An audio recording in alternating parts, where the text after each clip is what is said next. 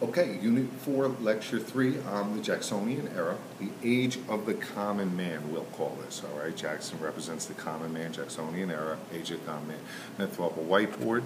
You take a look at some of the terms for this. This will be Unit 4, Lecture 3A for sure.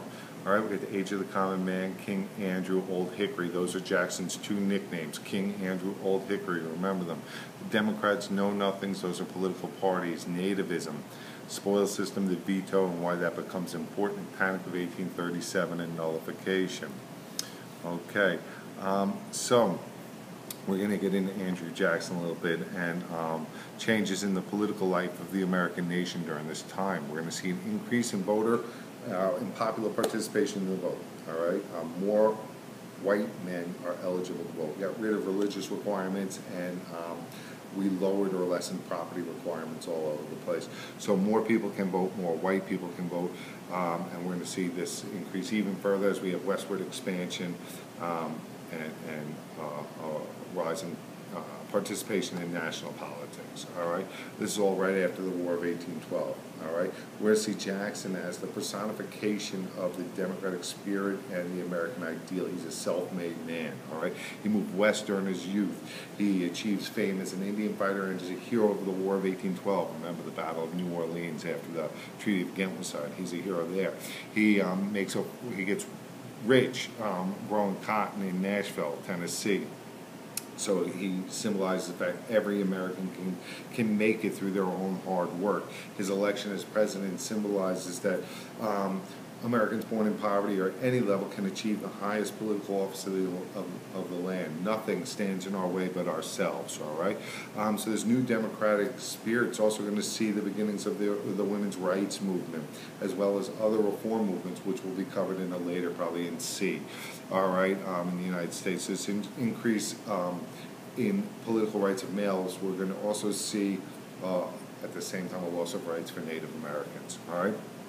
So this changing character of American politics in the age of the common man is heightened or characterized by heightened emphasis on equality in the political process for adult white males, increase in voter participation, a change in the style of campaigning, and the rise of interest groups in American politics. Okay, we'll see this split in sexual interests coming up. All right, so most new states in the West provide for universal white manhood suffrage. Suffrage, like the word franchise, means vote. We've discussed it.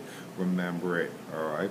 Universal white manhood suffrage means all adult white males can vote. We're going to see this more and more up north, and as we move out west, where there's a greater idea of equality. All right.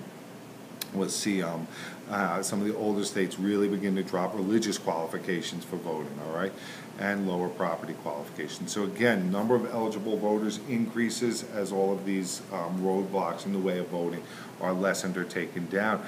For example, when we look at the election of 1840, it's estimated that 78% of eligible voters voted in that presidential election.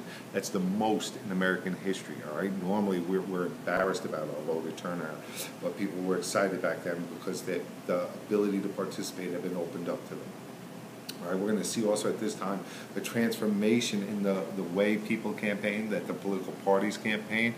All right, we see the amusing rallies, parades, picnics, banquets, newspapers, songs, getting people riled up. We see a transformation in the party system.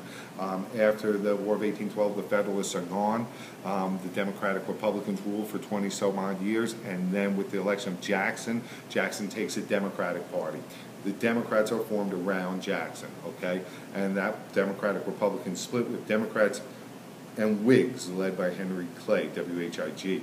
We'll also see the rise in the late 1850s, early 1850s, of the Know Nothing Party, which is a nativist group.